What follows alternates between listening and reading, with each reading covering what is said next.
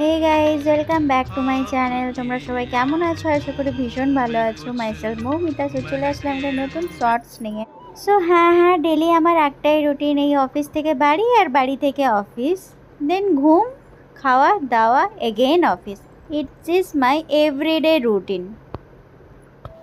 চলো, অফিসে কিন্তু আমি পৌঁছে গেছি। তো এবারে ঝটপট গিয়ে যে কাজগুলো আমার আছে সে কাজগুলো ঝটপট গিয়ে কমপ্লিট করে নিতে হবে। সাথে ছিল গরম গরম কফি। তো গরম গরম কফিটা নিয়ে নিলাম ওখান থেকে, আমাদের অফিসে এটা প্রোভাইড করে। তো গরম গরম কফির সাথে চাটা জাস্ট সকালটা একটা জমে গেছিলো। তো তার জন্য তোমাদের সাথেও আমি একটু শেয়ার করে দিলাম। তোমরা কে কে আমার মতো একটু কফি লাভার আছো, একটুখানি আমাকে একটু हाई हेलो একটু করে দিও। सबमिट किए थे वो सर, आपने जो डॉक्यूमेंट सबमिट किए थे वो आपने हार्ड कॉपी किए थे या सब। সো গাইজ, তারপর লাঞ্চ টাইম চলে এলো। লাঞ্চ টাইমে আমরা খেতে বসে গেছিলাম। এই হলো আমার বেস্টি জান। আর আমাদের লাঞ্চে আজকে দিয়েছিল লেমন রাইস, অনেক রকমের তরকারি ছিল এখানে, মানে সাউথ ইন্ডিয়ান যাকে বলে। এই দেখো পাগলি। আমরা দুজনে মিলেই সবসময় খাওয়া দাওয়াটা করি, বিকজ আমরা দুজন খুব ভালো ফ্রেন্ড।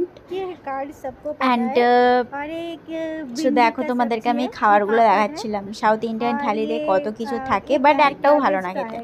হ্যাঁ, অনেকগুলো মেনু থাকে, বাট খাবারের টেস্ট সত্যি বলতে একদমই ভালো না। বাট পেটের জ্বালাতে তো খেতে হয় না।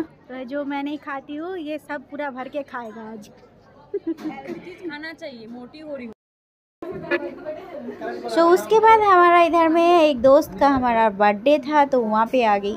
जा मैं थोड़ा हिंदी में क्यों कन्वर्ट हो गया, एक्सट्रीमली सॉरी। হ্যাঁ, যেটা বলছিলাম, আমার একটা ফ্রেন্ডের বার্থডে ছিল। তো সবাই মিলে আমরা এখানে সেলিব্রেট করছিলাম। এখানে দুজন স্যার বসেছিল, আমরা সব ফ্রেন্ডসরা। তোরা গান গাইছে, তোমরা একটু শুনে নাও। Happy birthday to you, happy birthday.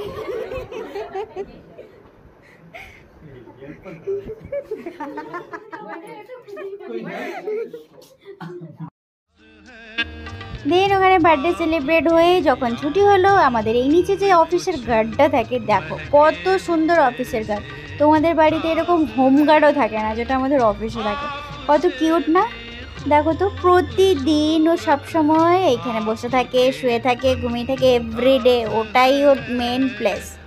ওকে একটু চটকালাম, বিকজ বাইরে হচ্ছিল ভীষণ বৃষ্টি, আর সেই টাইমে আমি বাইরে বেরিয়ে বেরোতেও পারবো না, মানে বাড়ি আসতে পারবো না।